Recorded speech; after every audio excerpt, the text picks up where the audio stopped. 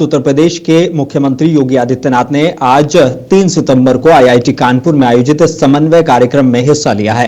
यहां उन्होंने उद्योग और एकेडमिक संस्थानों के बीच सहयोग को भारत के सतत विकास और वैश्विक नेतृत्व की दिशा में एक महत्वपूर्ण कदम बताया है। उन्होंने कहा कि यह सहयोग सिर्फ शोध और नवाचार तक सीमित नहीं है, बल्कि आम नागरिकों के जीवन स्तर, वैश्विक चुनौतियों और आत्मनिर्भर भारत के निर्माण से सीधे जुड़ा हुआ है।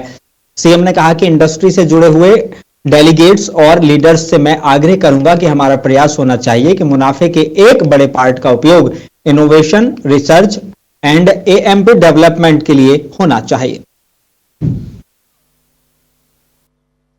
उत्तर प्रदेश के अंदर कानून के राज की स्थापना की दिशा से अपनी state forensic and cyber security का इंस्टीट्यूट की भी स्थापना राज्य के अंदर करते हुए आज वहां पर बेहतरीन इकोसिस्टम को डेवलप किया है। लेकिन अभी इसमें बहुत कुछ किए जाने की आवश्यकता है। अभी इस दिशा में बहुत कुछ करने की गुंजाइश है और उस दिशा में हम लोग आईआईटी कानपुर के भी संपर्क में हैं और आईआईटी कानपुर से भी सहयोग की अपेक्षा रखते हैं।